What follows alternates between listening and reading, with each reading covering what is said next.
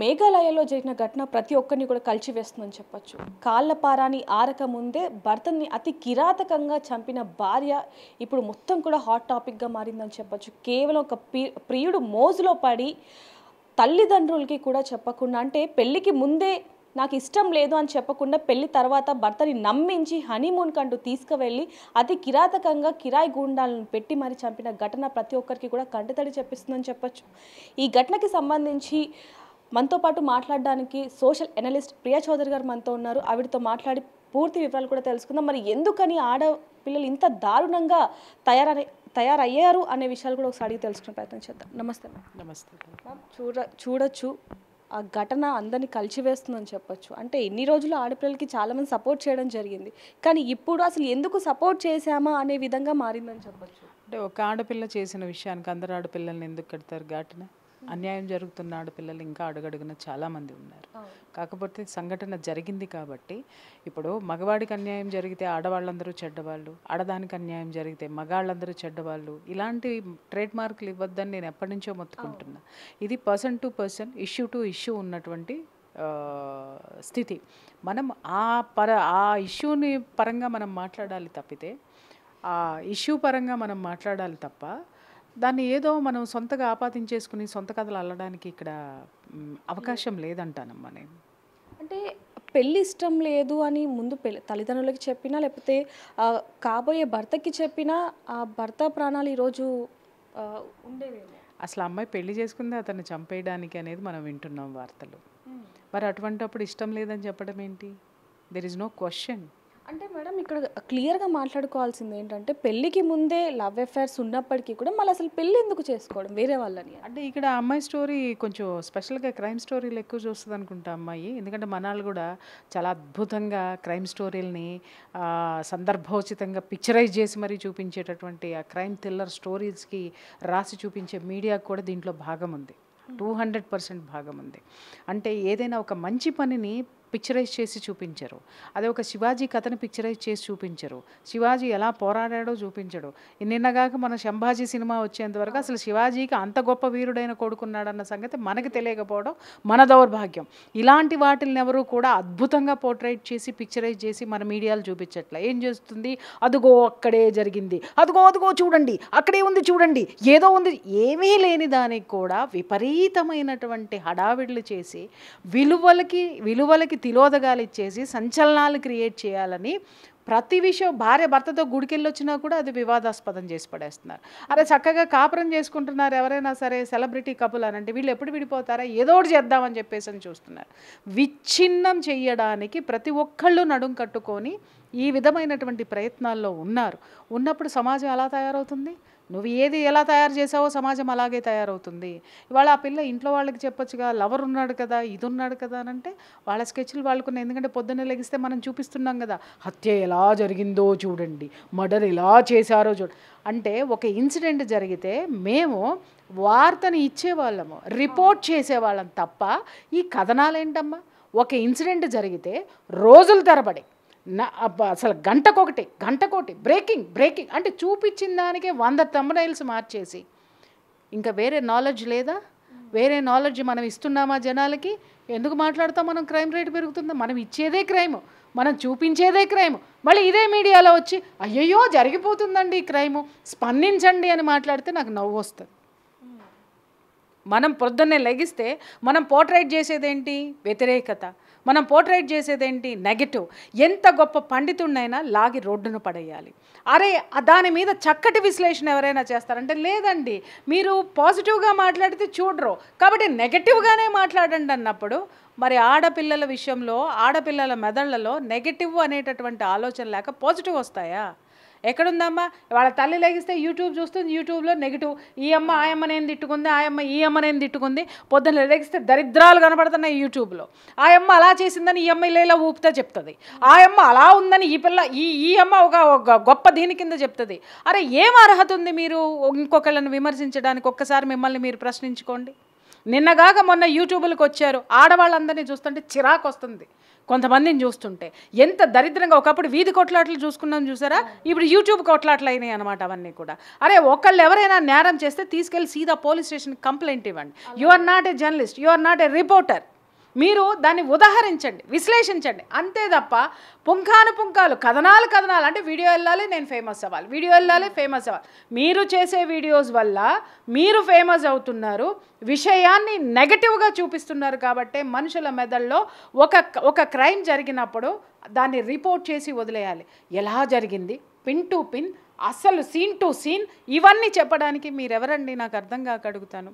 మీకు ఒక విషయం చెప్తాను. ఇలాగే నేను ఒక 25 years బ్యాక్ అనుకుంటా, ఎగ్జాక్ట్ ఒక ఛానల్లో వర్క్ చేసేటప్పుడు ఒక పెద్ద క్రిమినల్ని నేను ఇంటర్వ్యూ చేశాను. ఇంటర్వ్యూ చేసిన తర్వాత అతను ఎవ్వరికీ కూడా పోలీసులకి దొరకలేదు. అతని మీద ఎలిగేషన్స్ ఉన్నాయి, పోలీసులు ప్రూవ్ చేయలేకపోయారు. అలాంటి అతన్ని పట్టుకొని నేను ఇంటర్వ్యూ చేసి ఎలా దొరకలేదు అని చెప్పేసి అని అడిగితే అతను కొన్ని రివీల్ చేశాడు. ఇలా ఈ క్రైమ్ని ఇలా చేశాను, నేను దొరకలేదు, ఇలా ఉంది, నేను దొరకలేదు. అతను ఎలా చేశాడనేది వివరించిన తర్వాత, షూట్ మొత్తం చేసిన తర్వాత, ఇప్పుడు మీరు చిప్పులు పెట్టుకొని తిరుగుతున్నారు, అప్పుడు మాకు పెద్ద క్యాసెట్స్ ఉండేవి. ఓకే, ఇమ్మీడియట్గా బయటకు వచ్చి కూర్చొని కాఫీ తాగుదామని చెప్పేసి పక్క షాప్ టీ షాప్కి వచ్చి కూర్చొని కాఫీ తాగుతూ నేను ఆలోచించా, ఇది నేను టెలికాస్ట్ చేస్తే నాకు జీతం వస్తుంది, నేను సంచలనం అవుతా. కానీ క్రైమ్ ఎలా చేయాలో 10 మందికి చెప్తానని చెప్పేసి అని మొత్తం ఆ రీల్ మొత్తం తీసేసేసి కాల్ చేసేసి ఇంకొక క్యాసెట్ నా డబ్బులతోటి, నా జీతం డబ్బుల్లో సగం ఆ క్యాసెట్ ఖరీదు అయినా సరే ఇంకొక క్యాసెట్ కొని యాజమాన్యానికి ఇచ్చి అతని వాళ్ళు నాకు అపాయింట్మెంట్ ఇవ్వలేదని చెప్పాను నేను. సామాజిక బాధ్యత ఇవాళ ఎవరికుంది చెప్పండి. మాట్లాడితే అరే సమాజానికి విలువైనటువంటి సమాచారాన్ని ఎక్కడ అందిస్తున్నాం అనేటటువంటి విలువలు మనం మర్చిపోయాం. తల్లిదండ్రులు కూడా పొద్దున్నే లెగిస్తే నువ్వేమవుతావు, అది చదువు, ఇది చదువు, ఈ ఉద్యోగం చేయి, ఆ ఉద్యోగం చేయి, ఇంత సంపాదించు, అంత సంపాదించు, పక్కనాళ్ళు ఏదో అయిపోతున్నారు, పక్కనాళ్ళు ఇలా అవుతున్నారు. ఇలాంటి ఛాందస భావాలతోటి, ఇలాంటి దరిద్రమైనటువంటి మనీ మైండెడ్ తోటి మెటీరియలిస్టిక్గా పనిచేస్తున్నారు తప్ప అరే నీ ధర్మం ఏంటి, ఆడపిల్లగా తనకున్నటువంటి విలువలేంటి, ఆ విలువలతో కూడినటువంటి ఆ జీవన విధానం ఎలా ఉండాలి, అది ఉంటే అత్తగారింట్లో తను ఎలా ఉంటుంది, తను చేసే ప్రొఫెషన్లో ఎలా ఉంటుందని ఏ తల్లైనా ఏ బిడ్డకైనా ఇవాళ ఎంతమంది తల్లులు చెప్తున్నారు. అరే ఇవాళ పొద్దున్నే లెగిస్తే యూట్యూబ్లో చూస్తే అసలు ఎంత పెద్ద ప్రొఫెషనల్స్ కూడా రీల్స్ చేస్తుంటే అరే ఎప్పుడో సరదాగా 1-2 చేయండి అండి. కానీ మీ యొక్క స్థాయికి దిగజారిపోయి కూడా మీరు అలాంటి వ్యవహారాల్లో ఉంటుంటే అరే ఎక్కడ కనిపిస్తుంది. నేను డైమండ్ నెక్లెస్ కొన్నాను చూడండి, నేను ఇన్ని చీరలు కొన్నాను చూడండి, మా ఇంట్లో టాయిలెట్ చూడండి, నేను రుద్దుకునేటటువంటి బ్రష్ చూడండి, నేను వాడి పారేసిన అండర్వేర్లు చూడండి అని ఆడవాళ్ళకు కూడా బుద్ధి లేకుండా బుద్ధిహీనంగా ఇలాంటివన్నీ కూడా పెట్టి, అంటే ఎవరికి నాలెడ్జ్ లెస్ చెత్తంతా ఈ యొక్క సోషల్ మీడియాలో నడుస్తుంది. మాలాంటి వాళ్ళం కొన్ని సంవత్సరాల మట్టి గొంతు చించుకుని మాట్లాడుతున్నాం. అరే విలువలతో కూడినటువంటి సమాచారాన్ని అందించండి, విలువల్ని జోడించండి అని అంటే ఎవరు వింటున్నారమ్మా ఈరోజు? మరి ఇవాళ పరిస్థితులు ఇలా జరుగుతున్నాయని గొంగళిలో అన్నం తింటూ వెంట్రుకలు వస్తున్నాయి, దీని మీద స్పందించండి అని అడిగినట్టు ఉంటుంది. నేను అందుకే ఈ మధ్యకాలంలో నేను అసలు ఎవరికి రెస్పాండ్ కావట్లా, ఏ ఇష్యూస్ మీద కూడా రెస్పాండ్ అవ్వట్లా. కారణం ఏంటంటే గొంగళిలో అన్నం కలిపి తినాల్సి వస్తుంది, దాంట్లో వెంట్రుకలు వస్తున్నాయని చర్చించాల్సి వస్తుంది. గొంగళిలో అన్నం మానే అని ఎవరు చెప్తున్నారు, ఎవరు మానేస్తున్నారు? అది గొంగళనే తెలుసు, అన్నం దాంట్లోనే కలుపుతున్నారు, వెంట్రుకలు వస్తున్నాయని చర్చిస్తున్నారు. ఇది ఎంత బుద్ధిహీనత. ఇప్పుడు మనం చేసే పనులు కూడా అలాగే ఉన్నాయి. క్రైమ్ జరిగిపోయిందండి అన్నావు, అరే క్రైమ్ జరగకుండా నీ బాధ్యతగా ఏం చేశావు? ఒక్కొక్క అమ్మ ఒక్కొక్క అయ్య యూట్యూబ్లు నడుపుతున్నారు. అరే ఏదైనా క్రైమ్ ఇష్యూ జరిగిందంటే అక్కడ జరిగిందో లేదో తెలియదు కానీ సొంత కథనాలు ఇలా అబ్బా కొంతమంది యాంకర్లు అరిచేస్తూ ఉంటారు. ఈ మధ్య ఒక యాంకర్ని చూశాను, స్టూడియోలో కూర్చోబెట్టి ఇంటర్వ్యూ చేస్తూ లాగిపెట్టి ఓడి కొట్టాడు. ఏం అధికారం ఉందండి వీళ్ళకి? ఏం అధికారం ఉంది? అన్నీ మర్చిపోయాం. ఇవాళ అన్నీ తెర మీదకి ఏమొస్తున్నాయంటే నిన్ను నేను తిడితే ఫేమస్ అవుతా, నన్ను నువ్వు తిడితే ఫేమస్ అవుతా, ఏ దరిద్రమైన పని చేస్తేనో నేను ఫేమస్ అవుతాననేటటువంటి నానుడి ఇవాళ అందరము కలిసి ఈ సమాజంలో నాటేశాం. అది ఇప్పుడు ఆ నాటిన విత్తనం మొక్కై మానై మహావృక్షమై కోకటి వేళ్లతో సహా ఓడల మర్రిలాగా తయారయ్యింది. ఇప్పుడు దీన్ని ఛేదించాల్సినటువంటి అవసరం ఎవరికి ఉంది? మళ్ళీ మీడియాకే ఉంది. సమాజానికి ఒక దిశ నిర్దేశం చేయాల్సినటువంటి బాధ్యత మనందరి మీద కూడా ఉంది. ఆడపిల్లకి లేదా లవర్లు ఉండరా, ఉంటే పెళ్ళెందుకు చేసుకోవాలంటే ఆ అమ్మాయి చేసుకుందే చంపడానికి, చేసుకుందే ఆ లవర్ని ఈ అబ్బాయిని చంపేసే ఆ లవర్ని చేసుకుంటాను. కాకపోతే ఇక్కడ ప్రతి ఒక్కళ్ళు ఆలోచించాల్సింది ఏంటంటే, మీ దిక్కుమాలిన వీడియోలు చూసి, దిక్కుమాలిన క్రైమ్ స్టోరీలు చూసి మేము చాలా గొప్పగా సక్సెస్ అవుతామని చెప్పేసి అని ఎవరైతే వెళ్తారో చట్టం అంత తేలిగ్గా లేదు. మీరు కళ్ళు మూసుకున్నారేమో కానీ చట్టం కళ్ళు మూసుకోలేదు. ఎవరికైనా వర్తిస్తుంది ఇది. ఈరోజు మనల్ని ఏమనట్లేదు, మనకేం కావట్లేదని గొంతులు జించుకొని అరుస్తున్నారు చూసారా, వాళ్ళందరికీ కూడా నేను చెప్తున్నాను, సమాజం పట్ల మీకున్న బాధ్యత ఏమిటి? మంచి చేస్తున్నామండి, మా వల్ల జనం బాగుపడుతున్నారండి అంటున్నారు. ఎంత శాతం జనం బాగుపడుతున్నారు? 1% మీ వల్ల జనం బాగుపడితే 1%ని చూపించి 99% మీరు క్రైమ్నే ఈ సమాజానికి చూపిస్తున్నారు. ఇది ఎంతవరకు సమంజసం? ముందు మారాల్సింది ఎవరమ్మా? సమాజం మారాలి. సమాజంలో ఉన్నటువంటి మీడియా మారాలి, వ్యవస్థ మారాలి, చట్టం సక్రమంగా పనిచేయాలి. ఇవాళ చట్టం ప్రతి ఒక్కళ్ళకి డబ్బు ఇచ్చిన వాడికి చుట్టమవుతుంది అనేటటువంటి పరిస్థితులు ఈరోజు మనం చూస్తున్నాం. పొద్దున్నే లెగిస్తే అరే మాలాంటి వాళ్ళు ఇదివరకు మేము ఒక ఫోన్ కాల్ చేస్తే ఇమ్మీడియట్గా దానికి సంబంధించినటువంటి సిచ్యుయేషన్స్ ఏవైనా ఉన్నా రెస్పాండ్ అయ్యి ఉండుంటారు. ఇవాళ మేము డైరెక్ట్గా పోలీస్ స్టేషన్లో కూర్చుని జాగ్రత్తగా పని చేయించుకుని ఇవతలకి రావాల్సిన అగత్యము ఇవాళ మాలాంటి వాళ్ళకు కూడా ఏర్పడింది అని అంటే పరిస్థితులు ఎలా ఉన్నాయో అర్థం చేసుకోవచ్చు. అంటే పలుకుబడి ఉంటేనే అంతా అనేది ఇక్కడ పలుకుబడి ఒక్కటే అవ్వదమ్మా. నేను ఇక్కడ ఎలా తయారయ్యిందంటే, నిన్నగాక మొన్న నాతో ఒక పోలీస్ ఆఫీసర్ చెప్పాడు, ఒకటి ఏదో ఇష్యూ వచ్చింది, ఏదో ఇలాగే కేసు, ఒక నేరానికి సంబంధించినటువంటి కేసు వస్తే ఒక యూట్యూబర్ వచ్చేసి ఒక ఇద్దరి మధ్య, అంటే శాటిలైట్ ఛానల్ జర్నలిస్టులకి చెప్తున్నాను, ఇది మనకి సిగ్గుచేటు జర్నలిస్టులందరికీ కూడాను, ఒక యూట్యూబర్ వచ్చేసి వాళ్ళిద్దరిని కాంప్రమైజ్ చేసేసి 20 లక్షలు అతను బెనిఫిట్ పొంది అక్కడి నుంచి వెళ్ళాడు. ఇప్పుడు మాట్లాడండి, జర్నలిజం ఎక్కడ మడత పెట్టుకున్నారు?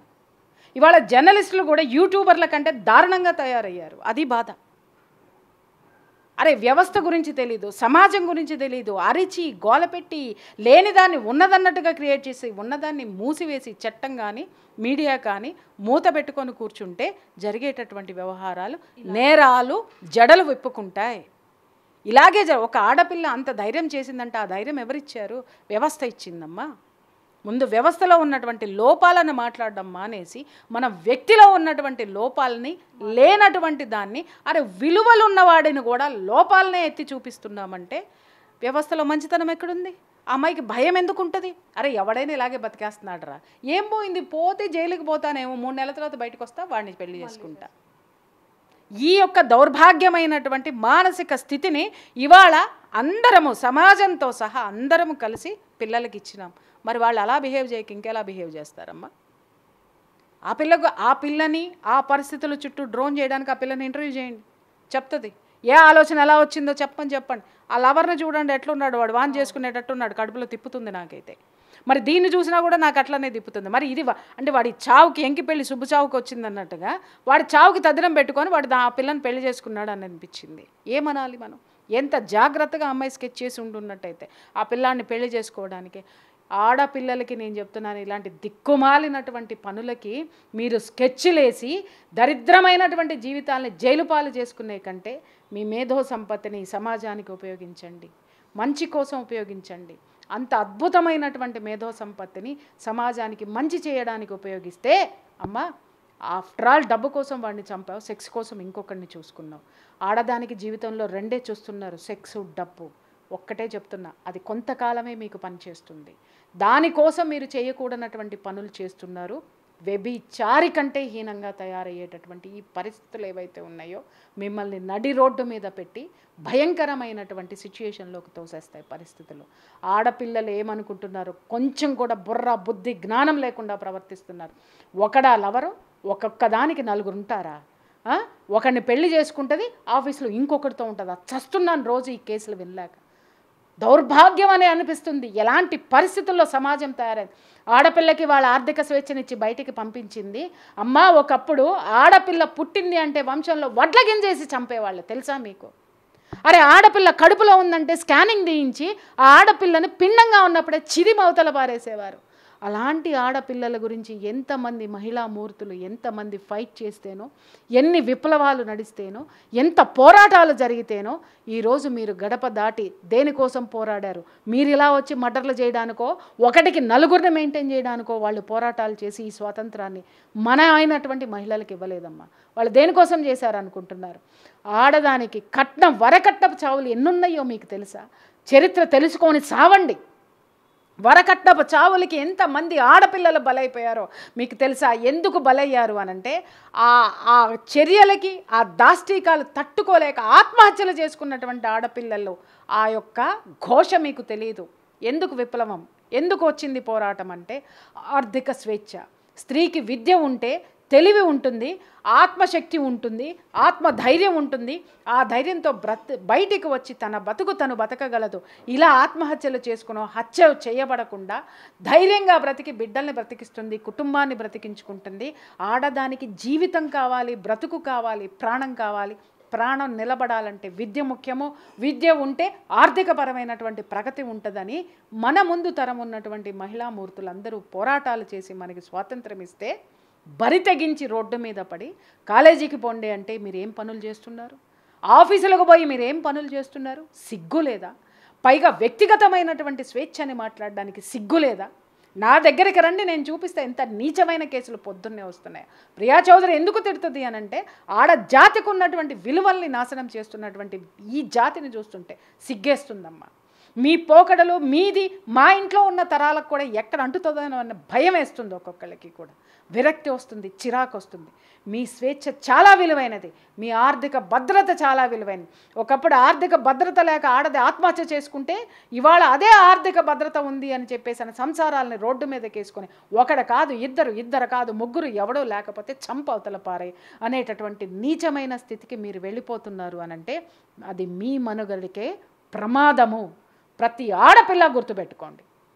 అయితే ఇక్కడ చూడొచ్చు మేడం, ఎంత కిరాతకంగా అంటే ప్రియుడు కూడా చెప్తున్నాడు, నువ్వు నీ భర్తతో ఎటువంటి సంబంధం కూడా పెట్టుకోకూడదు, కాపురం చేయకూడదు ఈ 6 రోజులు కూడా అంటూ కూడా కొన్ని కండిషన్స్ పెట్టి భార్య కింద ఎవరు రాకుండా చూస్తుంటే భర్తను అతి కిరాతకంగా చంపుతుంటే ఇక్కడ నుంచి ఫోన్లో మాట్లాడిదంతా అసలు అంటే పెళ్ళి అన్నదానికి అసలు విలువ లేకుండా పోతుంది కదా మేడం. కామ తురాణం న భయం న లజ్జ.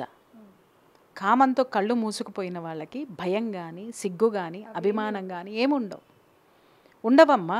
ఆ అమ్మాయికి పూర్తిగా ఆ ప్రియుడితో ఉన్నటువంటి ఇక్కడ ఒకటే నేను చెప్తున్నా, వీళ్ళు ఎందుకు మర్డర్లకి ఇంత పెద్ద భయంకరమైనటువంటి హత్యలకి పాల్పడతారు అంటే కేవలం ఆ అమ్మాయికి వాడితో ఉన్నటువంటి సెక్షువల్ రిలేషన్, కేవలం సెక్షువల్ రిలేషన్ కోసం ఇంత జీవితాన్ని నరకం చేసేదమ్మా.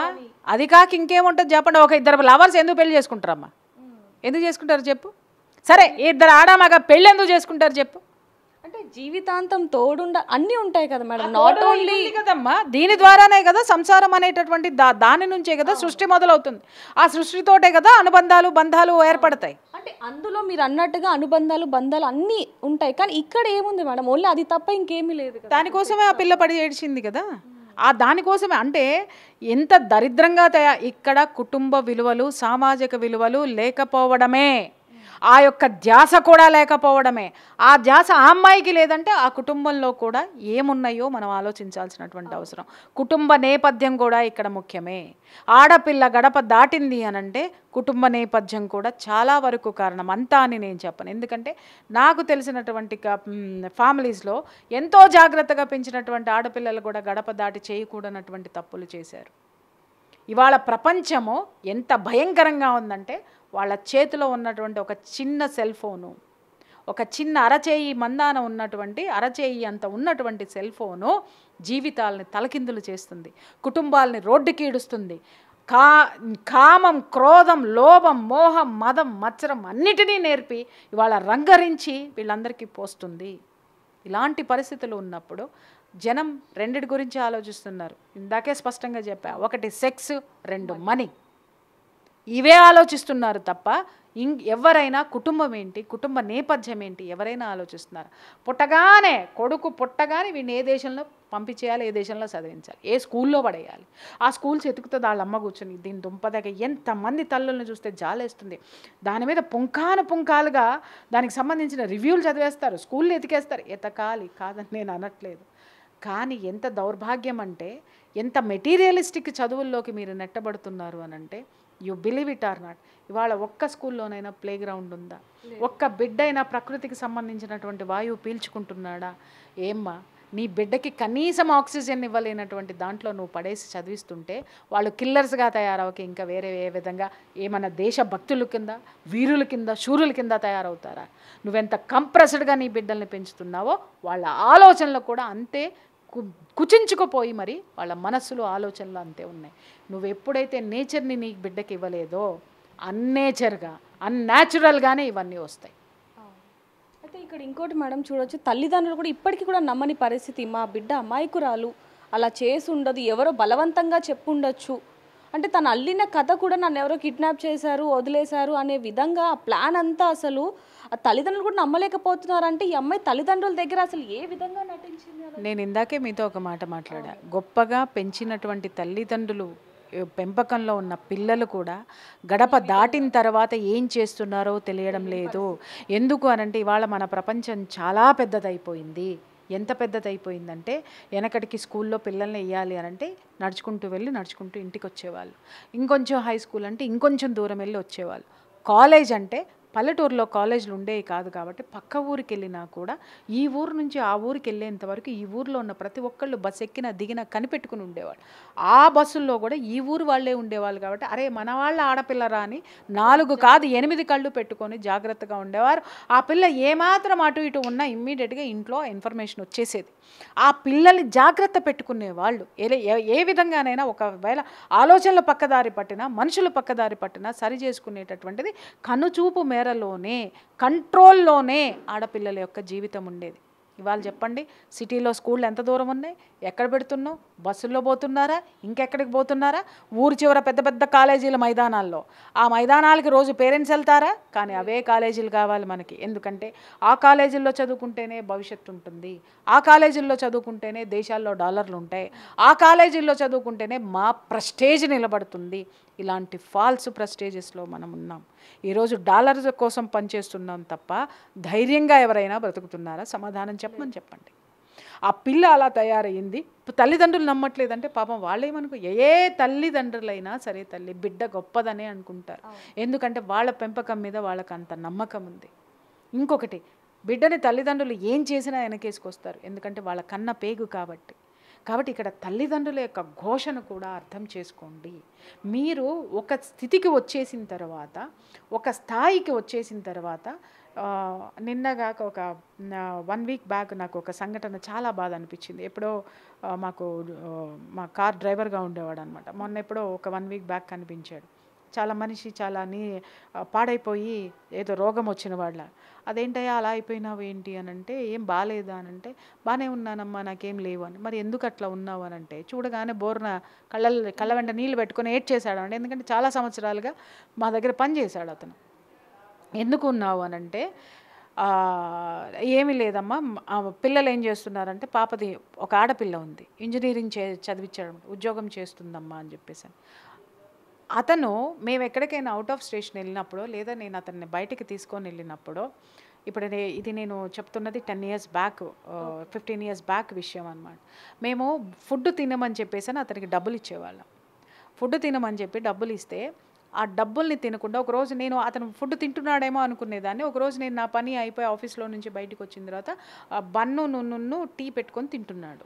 అట్లా 2 సార్లు చూసిన తర్వాత 3వసారి నేను కోప్పడ్డాను.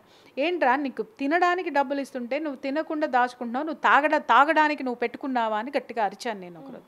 అనగానే అప్పుడు అతను డ్రైవ్ చేస్తూ ఒక మాట చెప్పాడు. వెనక సీట్లో నేను కూర్చోను.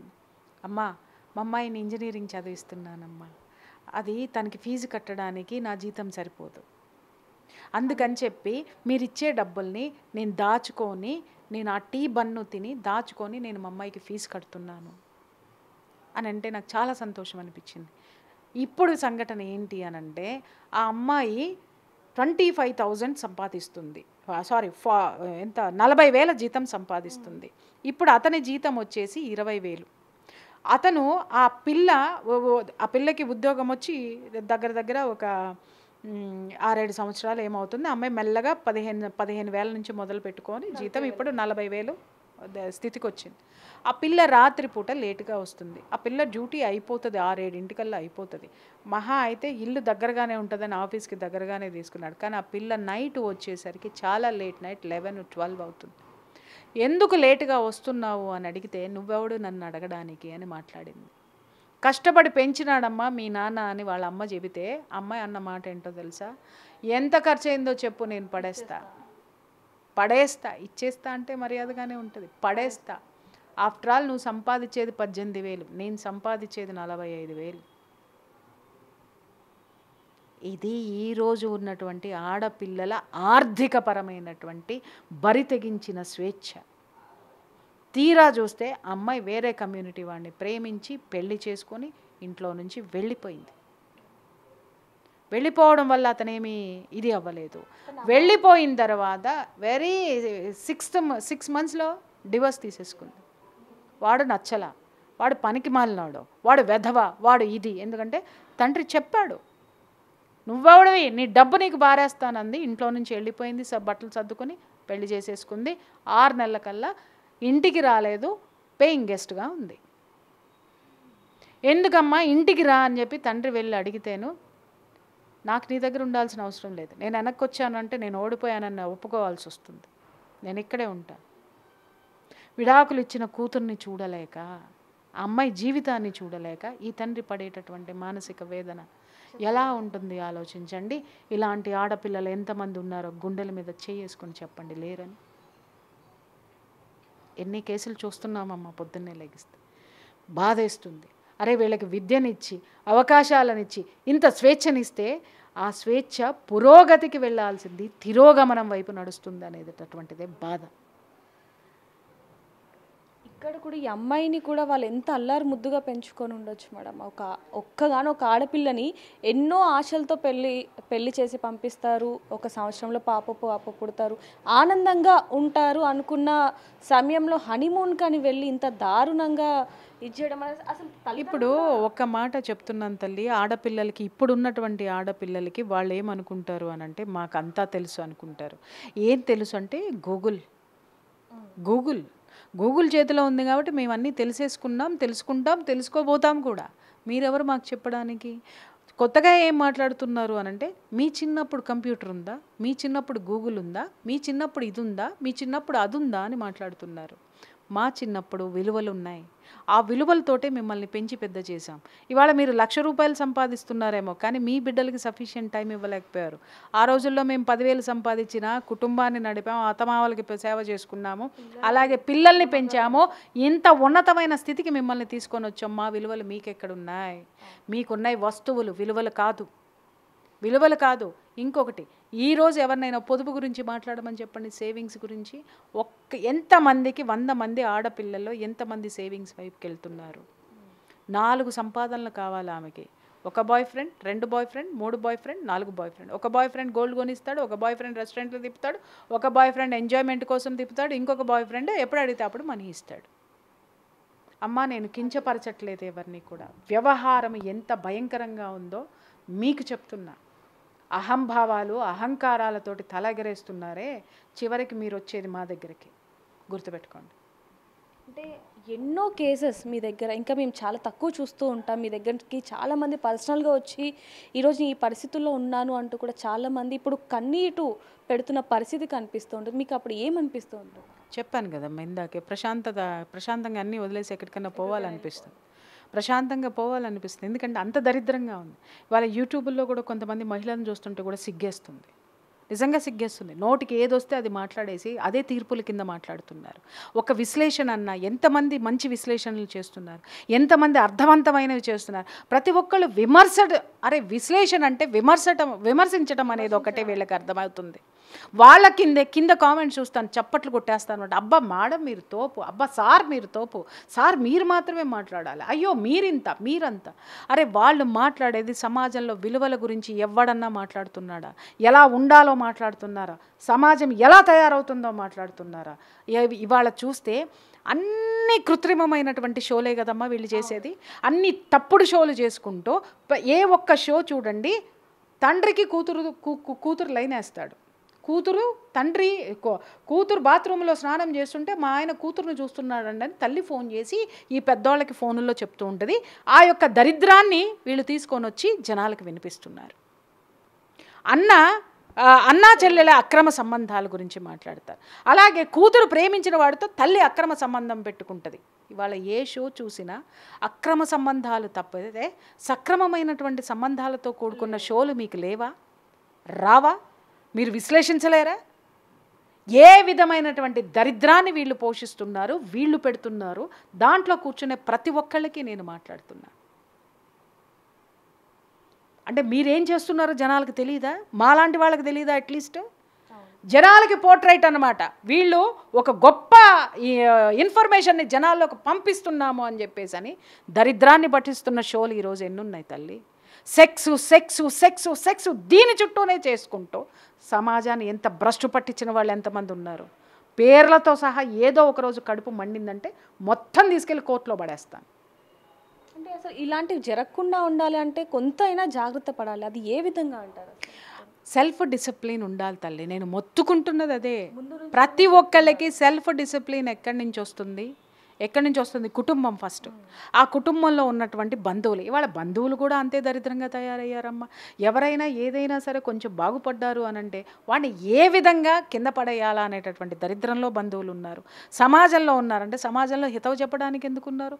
ప్రియా చౌదరి లాంటి వాళ్ళు ఎవరైనా మాట్లాడారు, ఎందుకు ప్రియా చౌదరి అరుస్తుంది? మీ ఆఫీస్లో కూడా చాలామంది కామెంట్ చేశారు నన్ను, ప్రియా చౌదరి ఎందుకు అట్లా అరుస్తూ ఉంటుంది ఊరికనే కూర్చొని అని చెప్పేసి అని. అరుపులు కాదురా, అది ఆక్రందన. తెలుసా మీకు? తెలుసా ఎవరికైనా? ఎన్ని కేసులు చూశారు మీరు? ఎంతమంది కన్నీళ్లు తుడిచారు మీరు? మీలాగా ఒక చిన్న పని చేసి 10 వీడియో పోస్టులు నేను పెట్టుకోను. నా దగ్గరికి ఎంతమంది వస్తున్నారో, ఎంతమందిని నేను సరిచేసి పంపిస్తున్నానో, సరి చెయ్యలేనటువంటి కేసులకి ఎంత బాధపడుతున్నానో నాకు మాత్రమే తెలుసు. అది ఆక్రందన, అరుపులు కాదు. అవే అరుపులైతే ఈ పాటికి ప్రియా చౌదరి తట్టాబుట్టా చదువుకుని ఎప్పుడో వెళ్ళిపోయేదమ్మా. ఇంతకాలం ఈ యొక్క ఇండస్ట్రీ నుంచి నేను బయటికి వెళ్ళిపోయా. ఎందుకున్నది? ఎందుకు ఆలోచించరు? Why don't you think other side of the coin also? అరే ఎంతసేపు ఊర్లు, టూర్లు, ప్యాకేజ్లు. ఇవాళ కొంతమంది యూట్యూబర్ని చూస్తుంటే చెప్పు తీసుకొని కొట్టాలనిపిస్తుంది ఆడవాళ్ళని. ఒంటి మీద బయట ఉండదమ్మా, బయట ఉండదా?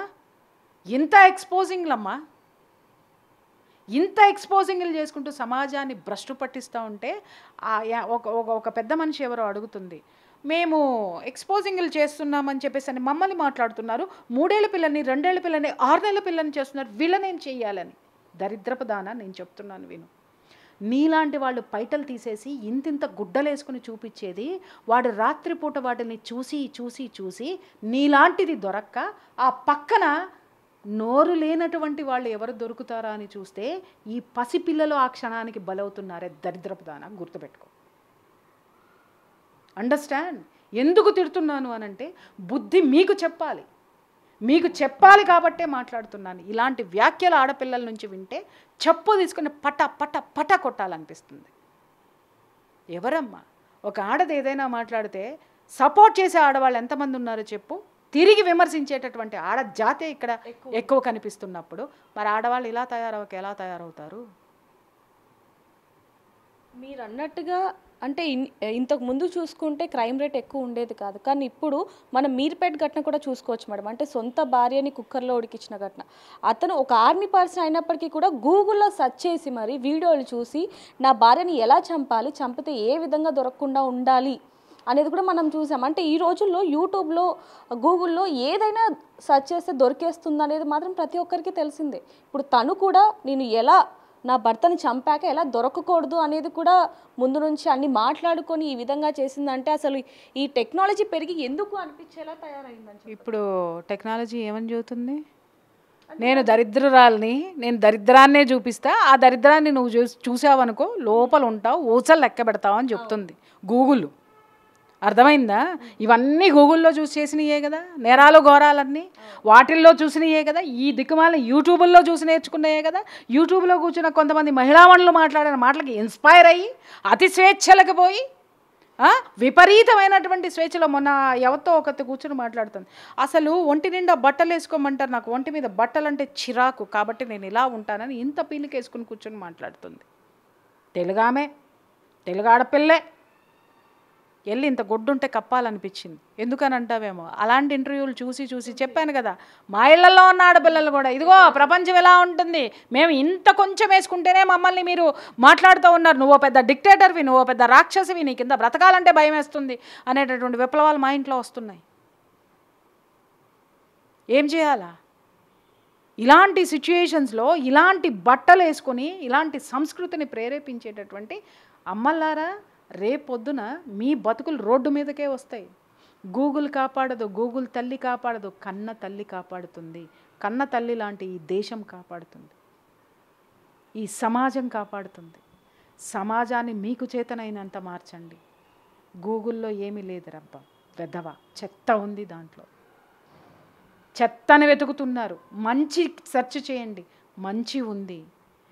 దాన్ని ఎందుకు ప్రేరేపించరు, దాన్ని ఎందుకు ప్రోత్సహించరు అని అంటే, విజువల్స్ అన్నీ నేను చెప్పినట్టుగా ఒక క్రైమ్ జరిగిందంటే 4 రోజులు ఎపిసోడ్లు వస్తున్నాయి. ఒక చెత్త జరిగింది అని అంటే పుంకాలుగా బజ్ ఉంది, ట్రెండింగ్ ఉంది, ఇంకొకటి ఉంది అని మాట్లాడుతున్నారే తల్లి. మనం బ్రతకాలని దాహం వేస్తుందని రక్తం తాగుతామా? లేదు, నీళ్ళే తాగాలి. రక్తం ఇవాళ అదే జరుగుతుంది కదా, నువ్వు తాగుతున్నావు, ఇస్తున్నావు.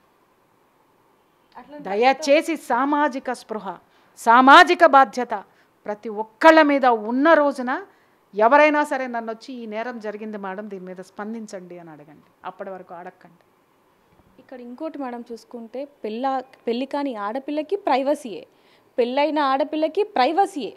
ఇక్కడ ఈ హత్య జరగడానికి కారణం కూడా ప్రైవసీయే అని చెప్పొచ్చు. ఎందుకంటే పెళ్ళైన తర్వాత ఒక అమ్మాయి సీక్రెట్గా పక్కకెళ్ళి ఫోన్ మాట్లాడుతుంది అంటే అసలు ఏం జరుగుతుంది, అంత ప్రైవసీ అసలు ఎందుకు అనేది కూడా తల్లిదండ్రులు మరి అంటే చూసుకోవట్లేదా, హస్బెండ్ చూసుకోవట్లేదా? అసలు మీరు ఇందాక చెప్పినట్టు తల్లిదండ్రుల నుంచి కూడా ఇది రావాలి. మరి ఒక్క విషయం చెప్తున్నానమ్మా, తల్లిదండ్రులు ఎంతవరకైనా పోరాడతారు తల్లి. ఈ దిక్కుమాలిన స్కూల్లో వచ్చిన తర్వాత, ఈ కరోనా వచ్చిన తర్వాత ఎల్కేజీ వాడికి కూడా సెల్ ఫోన్ ఇచ్చారు, ఓకే, ట్యాబ్లు ఇచ్చేశారు, కంప్యూటర్లు ఇచ్చేశారు. వాడు కంప్యూటర్లో ఏం చూస్తాడు? ఎవడైనా ఏం చూస్తాడు? నువ్వు చదువమ్మా అని ఒక లైన్ పెట్టి 10 సార్లు చదవమంటే వాడికి బోరు కొడుతుంది. పోనీ మీరు ఇచ్చేటటువంటి సెల్ ఫోన్ల్లోనో, మీరు ఇచ్చేటటువంటి ట్యాబుల్లోనో, మీరు ఇచ్చేటటువంటి కంప్యూటర్లోనో ఎడ్యుకేషన్ మాత్రమే ఉంటుందనే గ్యారంటీ ఈ దొంగనా కొడుకులు ఇచ్చారా? ఇవ్వలేదు. కేవలము వాళ్ళ స్వార్థం కోసము, ఎక్కడ కూర్చున్నా వాడి వ్యాపారం నడవటం కోసము దీన్ని వాడుకున్నాడు. పిల్లలు దేనికి వాడుకున్నారు? వాళ్ళ ఎంటర్టైన్మెంట్కి వాడుకున్నారు. ఆ ఎంటర్టైన్మెంట్ని గూగులే దేనికి వాడింది? ఎంటర్టైన్మెంట్ ఇవ్వడానికి. దరిద్రమైనటువంటి చెత్త వేసిన ఈ గూగుల్ని చెప్పుతో కొట్టద్దా? ఈ ఇంటర్నెట్ని చెప్పుతో కొట్టద్దా? ఎవరిని ఎంతమంది ఉన్నారు? పాపం తలా పిడికెడు. ఎంతమంది బాధ్యత దీంట్లో లేదమ్మా? ఎందుకున్నాయి క్రైమ్ స్టోరీలు, ఎందుకున్నాయి గూగుల్లో? తీసి అవతల పడే. వాడికి బాధ్యత ఉందా? వాడికి లేదు. క్రైమ్ స్టోరీలు పెట్టినాడికి బాధ్యత ఉందా? లేదు. దాంట్లో ఎన్ని బూతు వీడియోలు ఉన్నాయి, ఆ పోర్న్ సైట్స్ ఉన్నాయి, వాటిని ఎందుకు భారత ప్రభుత్వం ఇప్పటికీ వాటి మీద ఎందుకు చర్యలు తీసుకోలేదు? ఎందుకు మన దేశంలో వస్తున్నాయి? చైనా బోండి, ఇంకో దేశం బోండి, ఇంకా కొన్ని దేశాలు ఉన్నాయి. ఇవన్నీ ఉన్నాయా? వాడికి సంబంధించింది మాత్రమే వాడి దాంట్లోకి రావాలి. ఎందుకు? వాడంత డిక్టేటర్గా ఉన్నాడు. వాడి కోసం, వాడి గురించి వాడు ఆలోచించుకున్నా ఇక్కడ ఉన్నటువంటి ప్రతి ఒక్క తల్లి, తండ్రి, సనాతన ధర్మమో, క్రిస్టియన్నో, ముస్లిమో, ఎవరైనా తల్లిదండ్రులే, ఎవరైనా బిడ్డల భవిష్యత్తే. అది ఆలోచించాల్సినటువంటి అవసరం ఉంది ఈరోజు. అది మానేసుకుని, అరే మొన్న ఒక తెవతో చెప్తుంది, నాకు పిచ్చి కోపం వచ్చింది, మా వాడికి సెల్ ఫోన్ కొనిచ్చేసానక్క, అసలు వాడికి నేను షాక్ అయినా. సెల్ ఫోన్ లేటెస్ట్ది ఏదో ఏందది 21 22 ఐఫోన్ ఏమొచ్చింది, ఏ దరిద్రం వచ్చింది ఏమో, ఎన్నో సీరియస్ దరిద్రం చచ్చిందో, అది కొనిచ్చేసా. 1,25,000 అయింది. వాడు 4th క్లాస్ వాడికి ఇచ్చింది గాక ఇది బడాయిగా చెప్తే ఆ బడాయి మాటలు నేను వినాలి, చుట్టుపక్కల ఉన్నాళ్ళ సూపర్ సూపర్ సూపర్, మా వాడికి నేను అది చేశాను, మా అమ్మాయికి నేను ఇది ఎచ్చుకోలు మాటలు, దరిద్రపు కథలు, false prestiges, false thinkings, false materials మీ పిల్లలకి ఇస్తున్నారు. అది వారసత్వంగా ఇస్తున్నారు. 4వ తరగతికి 1,50,000 పెట్టి నువ్వు ఫోన్ కొనిచ్చావు. నువ్వు చేసే ఉద్యోగం ఎంత? తిప్పి కొడితే నీ జీతం సెల్ ఫోన్ ఖరీదు లేదు. ఎక్కడి నుంచి తెచ్చిచ్చావు? క్రెడిట్ కార్డులు. వాటికి ఎప్పుడు కడతావు? మళ్ళీ ఇంకొక అప్పు. ఇంకేం చేస్తావు? ఇంకొకటి ఇంకేదో చేస్తావు. నిన్ను ప్రలోభ పెట్టి ఎదుటివాడు వ్యాపారం చేసుకుంటున్నాడు, వాడి వలలోకి నువ్వు వెళ్ళి ఈ క్రైముల్లోకి నువ్వు దిగుతున్నావు. ఎందుకు? మనల్ని మనం ఎందుకు ప్రశ్నించుకోవమ్మా? అవసరమా అది? అవసరమా? జనాలందరూ నన్ను తిడతారు, మేడం ఇప్పటికీ మీరు కారు కొనుక్కోలేదు అని. నా ఇష్టం అది. నాకు ఆటోలో తిరగడం ఇష్టం అండి, ఎందుకంటే అటు నుంచి ఇటు నుంచి ఫ్రెష్గా గాలి వస్తుంది, హాయిగా ప్రశాంతంగా కూర్చొని ఆలోచించుకుని వెళ్తా. మేడం మీకు కారు లేదా? ఉంది, నీ తేను, నేను వాడను. కారులో వస్తేనే ఒక ప్రెస్టేజ్. ఆ పక్కనే నిన్నగాక మొన్న వచ్చిన యాంకరో, నిన్నగాక మొన్న వచ్చిన జర్నలిస్టో ఒక 20 లక్షల కారులో దిగుతారు. మేడం నా కారులో డ్రాప్ చేస్తారండి, నాకు ఆటో ఉంది. నీ జీతం ఎంత? నువ్వు కొన్న కారు ఎంత? ఎక్కడి నుంచి వచ్చింది నీకు? నువ్వు నీ షో పుటప్పులు చూపించుకోవడానికి అంటే మేడం ఇవాళ ఇది చూపించకపోతే ప్రపంచం నడవటం లేదు. ప్రపంచం కాదు, నువ్వు నడవట్లే. నువ్వు నడవట్లే, నీకు రాటల్లా నడక. దాన్ని కాపాడడం కోసం 4 క్రైములు నువ్వు చేయాలి. ఎక్కడి నుంచి వస్తాయి? ఎక్కడి నుంచి వస్తాయి చెప్పండి? చాలామంది ఇవాళ అసలు కొన్ని ఒక దశాబ్దం కాదు, ఇంకా చెప్పాలంటే ఒక 15 ఇయర్స్ నుంచి నేను పెళ్ళిళ్ళకి వెళ్ళడం మానేశాను. ఎందుకు చెప్పండి? విపరీతమైన పోకడలు. కారు కాదమ్మా అక్కడ విషయము. కారు కంటే లగ్జరియస్ ఆర్నమెంట్స్, డైమండ్స్, పట్టు చీరలు. ఒక అమ్మ 10,000 చీర కట్టుకొస్తే ఇంకొకటి వచ్చి ఇమ్మీడియట్గా ఇలా వచ్చి చూపించేస్తుంది, అది 40,000. ఇంకొక అమ్మ వస్తుంది 1,25,000. ఏంది ఇది? చీరలకి ఇన్ని పోసి ఏం చేస్తారు వీళ్ళు? నాకు ఉన్నాయి, చాలా చీరలు ఉన్నాయి, కానీ ఒక సర్టెన్ పీరియడ్ తర్వాత నేను ఖర్చు పెట్టను. అది ఎంతవరకు అంతవరకు. ఎంత ఖర్చు పెట్టాలో అంతే ఖర్చు పెడతామండి. దానికి మించి ఖర్చు పెట్టడం వల్ల ఉపయోగం ఏంటో ఆలోచిస్తాను. ఒకటి, ఇష్టంతో కొనుక్కో, నువ్వు 1,00,000 కాదు 2 లక్షలు కొనుక్కో, కానీ పక్కవాడికి చూపించడానికి కొన్నావా అది బూడిదలో పోసిన పన్నీరు, నిన్ను నువ్వు మోసం చేసుకున్నట్టే. నన్ను చాలామందిని అడుగుతా, అరే నేను ప్రియా చౌదరిని, గుర్తుపడితే నన్ను ఇలా గుర్తించండి. నేను దిగిన కారులోనో, నేను ఉండే ఇంట్లోనో, లేకపోతే నా ఇంటి ప్రీమిసెస్లో కూడా నేను ఎవరిని రానివ్వనమ్మా. నేను ఎక్కడుంటున్నానో, ఎలా ఉంటున్నానో జనాలకి నేను చూపించనమ్మా. That is my privacy life. నేను ఎక్కడైనా ఉంటా, చెట్టు కింద ఉంటా, ఇంకో చోటు ఉంటా, ఇంకో చోటు ఉంటా. It's none of your business. ఎందుకు ప్రలోభాలకి మనం గురయ్యి, ప్రలోభాలకి గురి చేసి ఈ విధంగా ప్రపంచాన్ని ఎక్కడికి తీసుకెళ్తున్నామంటే క్రైమ్ రేట్ ఎందుకు పెరిగిందని అడిగారు కదా, ఎందుకే పెరిగింది? నీ శక్తికి మించినటువంటి అప్పులు, నీ శక్తికి మించినటువంటి ఆ యొక్క దాన్ని ఏమంటారు, ఫాల్స్ ప్రెస్టేజెస్ని నువ్వు చూపించుకుంటావు. కార్లు, మేడలు, మిద్దెలు. ఇవాళ నాకు నిజంగా చాలా వరకు సింపుల్ ఎగ్జాంపుల్ నేను చెప్తా. ఒక పెద్ద బిల్డింగ్ కొనాలి అనేటటువంటి ఒక కాన్సెప్ట్ వచ్చింది. దానికి నెలకి ఈఎంఐ అంటే మనం డబ్బులు పెట్టినా ఇంత లోన్ తీసుకోవాలి. లోన్ తీసుకుంటే ఈఎంఐ ఎంత కట్టాలి, ఇంత కట్టాలి. ఎన్ని సంవత్సరాల వరకు ఇస్తారు? 15 సంవత్సరాల వరకు. ఒళ్ళు మండింది నాకు. 15 ఏళ్ల తర్వాత మనం తీసుకున్న లోన్ కంటే డబల్ లోన్ వాడికి కట్టే ఆ ఇల్లు మనకు అవుతుంది. ఐ సెడ్ ఇమీడియట్లీ వద్దండి, ఉన్నది చాలు. లేదు ఇంకా ఇంతకంటే గొప్పది కావాలా, 3 సంవత్సరాలకు ఒక మంచి ఇల్లు, కొత్త ఇల్లు, బ్రహ్మాండమైన ఇల్లు, ఇదే ఈఎంఐ రెంట్ పెట్టి ఉంటా నేను. మిగిలింది డబల్ కడతాను కదా, నేను అక్కడ సేవింగ్స్ పెట్టుకుంటా. నాకు ఇష్టం వచ్చిన చోటుకి వెళ్తానండి. నాకు ఇక్కడ ఇళ్ళతో పడట్లేదు, ఈ అపార్ట్మెంట్లో పడట్లేదు, లేదా ఈ ప్లేస్లో పడట్లేదు. ఎందుకుండాలి నేను ఇక్కడ సొంతంగా కొనుక్కొని ఈఎంఐలు కట్టుకుంటూ సంవత్సరాల తరబడి, మళ్ళీ కట్టకపోతే టెన్షను, వాడు ఇవ్వకపోతే 10 మందికి ఫోన్లు చేస్తాడు, పరువు బాయ్. దేనికి గోలంతా? పోదాం, అద్దె పెట్టుకుందాం, ఎంజాయ్ చేద్దాం. ఏ డబల్ అమౌంట్ అయితే కడుతున్నాం ఆ డబల్ అమౌంట్ సేవింగ్స్లో పెట్టుకుందాం. బీ హ్యాపీ అండి. అలాగా మా సొంత ఇల్లు అండి. ఎందుకు సొంతది? నువ్వు బ్యాంక్ కార్డుకి ఇచ్చేదాకా, కట్టేదాకా అది నీ సొంత ఇల్లు కాదు, అది బ్యాంక్ కార్డుది. వాడు నీకు అప్పు ఇచ్చినాడు, అప్పు వాడి దగ్గర ఉంది, అది బ్యాంక్ వాడిదే, నీది ఎప్పుడు నువ్వు మొత్తం అనా పైసలు కట్టిన తర్వాత. ఇక్కడ ఇంకొక విషయం, కష్టపడి 15 ఏళ్ళు 20 ఏళ్ళు కడతాం. కట్టిన తర్వాత ఆ ఈఎంఐలు కట్టి కట్టి కట్టి అమ్మయ్యా అని కూర్చొని ఇల్లు మనది అనగానే టింగమని అల్లుడో, లేకపోతే కోడలో, లేకపోతే కొడుకో బిజినెస్ పెట్టుకుంటా, నాకు దీని మీద లోన్ ఇవ్వు, అమ్ముదాం అని పెట్టేస్తాడు వాడు. రైట్? చాలామంది అనొచ్చు, పిల్లల కోసం కాదా అండి అని. అరే నువ్వు కష్టపడి సంపాదించింది నీ పిల్లవాడు ఆ నిమిషంలో కొట్టుకుని వెళ్ళిపోతున్నాడు అని అంటే నువ్వు ఎవరి మీద శ్రద్ధ చూపించినావు? నీ బిడ్డ తన కాళ్ళ మీద తాను నిలబడలేకుండా వాడు ఇల్లు తాకట్టు పెట్టుకుని మరీ వ్యాపారాలు పెట్టేటటువంటి స్థాయికి వాడు ఎందుకు వెళ్ళాలి? అరే ఇంత కష్టపడి నా తండ్రి నా తల్లి ఇంత కష్టపడి ఇన్ని సంవత్సరాలు పోగేసిన ఈ ఆస్తిని ఇది చేసేటటువంటి హక్కు నాకు ఎక్కడుంది, ఖర్చు పెట్టేటటువంటి హక్కు నాకు ఎక్కడుంది అనేటటువంటి స్థితి నీ కొడుక్కి నువ్వు తీసుకురాలేదంటే నువ్వు ఫెయిల్ అయినట్టు కదా. రెండో విషయము, ఆ తర్వాత కూతురు ఒక్కటే ఉందనుకున్నావు, పెళ్లి చేస్తే అల్లుడు వచ్చి చెల్లు అంటాడు, ఇచ్చేసి బయటికి పోవాలి. అదే నీ సేవింగ్స్ పెట్టుకున్నావు, నీకు ఇష్టం ఉన్నావు, అల్లుడు నీ జోలికి ఎందుకు వస్తాడు? వెళ్ళి మా మామ ఇంట్లో కూర్చున్నానంటే ఆ రెంట్ కూడా నేనే కట్టాలనుకుంటాడు. వై డోంట్ యూ థింక్ అమ్మా? ఫాల్స్ ప్రెస్టేజెస్, ఫాల్స్ థింకింగ్స్ ఇవాళ చూస్తుంటే ఒక్కొక్క ఫ్లాట్ 3 కోట్లు, 10 కోట్లు, 15 కోట్లు. నాకు నోరు తెరిచి చూస్తున్నాను నేను. ఇన్ని కోట్లు ఏంటిది? ఇల్లేనా? వేసుకునే కోట ఏం చేస్తారు ఆ ఇంట్లో ఉండి? అర్థం కాని విషయం అమ్మా. అరే పోనీ అదంతా సొంత సొమ్ములా? బ్యాంకులు ఇచ్చేస్తున్నాయి కాబట్టి వెళ్తున్నారు. కానీ పిచ్చోళ్ళారా, నాకు ఎంతోమంది పేరెంట్స్ నా దగ్గర పడినటువంటి బాధతో నేను రియలైజ్ అయ్యా. అది కూడా చెప్తున్నాను కదా. చాలామంది అంటారు, మేడం కష్టపడి మా బిడ్డల్ని చదివించి ఒక ఇల్లు బ్యాంకులో లోన్ తీసుకుని లోన్లు కట్టి పిల్లలు ఒక స్థాయికి వచ్చి ఇలా ఇంట్లో కూర్చోగానే ఇమ్మీడియట్గా షుగర్, బీపీ, కిడ్నీ ఫెయిల్యూర్, ఇంకొకటి. మేడం ఏ ఇల్లు అయితే మేము సంపాదించి పెట్టామో ఆ ఇంట్లో కూర్చున్న మాకు ఏ చదువులు అయితే కష్టపడి మా పిల్లలు చదివి సంపాదిస్తున్నారో వాళ్ళ సంపాదనలో సగభాగము మా రోగాలకి ఖర్చు పెట్టడమే సరిపోతుంది. ఏం సాధించావు నువ్వు? ఏమీ లేదు. సెల్ఫ్ డిసిప్లిన్ అంటే ఏంటి?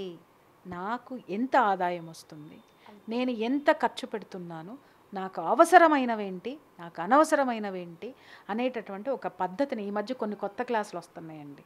అరే ఈ లిమిటెడ్ థాట్స్లో మీరు ఉండకండి, బయటకు వచ్చి పెద్దగా ఆలోచించండి అని. Yes, think big. ఆ పెద్దగా ఆలోచనలో పెద్ద శక్తి, నీకు తగినంత శక్తి నీలో ఉందా, ఆ శక్తిని ఏ విధంగా పెంచుకుంటున్నావు అనే క్లాస్ ఎవడెవడం. ఊహించేసుకోండి, కోట్లు వచ్చి పడిపోతాయి. ఊహించేయండి, పలానా వచ్చి పడిపోతాయి. ఊహిస్తే ఎవడకు, నేను ఊహిస్తున్నా సమాజం బాగుండాలని నేను పుట్టినప్పటి నుంచి ఊహిస్తున్నా. క్రైమ్ రేటు పెరుగుతూ పోతుంది కానీ ఎందుకు తగ్గలేదమ్మా? నా ఎనర్జీ సరిపోవట్లా, నన్ను మించి కోరుకుంటున్నా. నేను ఒక్కదాన్నే పనిచేస్తే కుదరదు, నాలాగా 100 మంది పనిచేస్తే కుదరదు. 140 కోట్లలో ఇంకా 139 కోట్ల 900 మంది కూడా పనిచేయాలి. అప్పుడే ఇదంతా కూడా ఆబ్వియస్. ఎన్ని మాట్లాడుకున్నా తల్లి, ఒకటే నేను చెప్తున్నాను, ఇవాళ సనాతన ధర్మం అనేటటువంటిది పూర్తిగా మృగ్యమైపోయింది. ఎవరు ఎన్ని మాట్లాడుకున్నా ఎన్ని చెప్పినా కాల్డ్ సెక్యులర్లు ఉంటే వాళ్ళని దేశం నుంచి తరిమేయమంటా నేనైతే మాత్రం. ఎప్పుడైతే మన ధర్మం నుంచి మనం బయటికి వచ్చామో కుటుంబ విలువలు పోయినాయి, ఒంటి మీద ఉన్న వలువలు విడిచేసి తిరుగుతున్నాం మనం. అంటే మేడం చివరిగా అంటే చట్టం మీద కూడా నమ్మకం లేకుండా పోతుందా ఈ జనాలకి? ఎందుకంటే ఇంత పెద్ద క్రైమ్ చేశాక పోలీసులు అంటే టెక్నాలజీ పెరిగింది, ఏ విధంగా అయినా సరే దొంగల్ని లేకపోతే దోషులని పట్టుకునే అన్నీ ఇప్పుడు వచ్చాయి. అలాంటిది అంత చిన్నగా లేకపోతే ఎవరికి తెలియకుండా అది ఎలక పిల్లనో బల్లి పిల్లనో కాదు కదా మేడం, ఒక మనిషిని చంపడం అనేది చాలా పెద్ద క్రైమ్. అలాంటి చంపేసి నేను తప్పించేసుకొని నా ప్రియుడితో నేను హ్యాపీగా ఉంటాను అనేది ఎంత ఫూలిష్నెస్ అనేది. అసలు చట్టం మీద గౌరవం లేకుండా పోతుంది. మీకు ఒక విషయం చెప్తున్నాను, అసలు వీళ్ళు సమాజంతో లేరని ముందే చెప్పాను నేను. గూగుల్లో ఉన్నారు, గూగుల్లో విహరిస్తున్నారు. అర్థమైందమ్మా?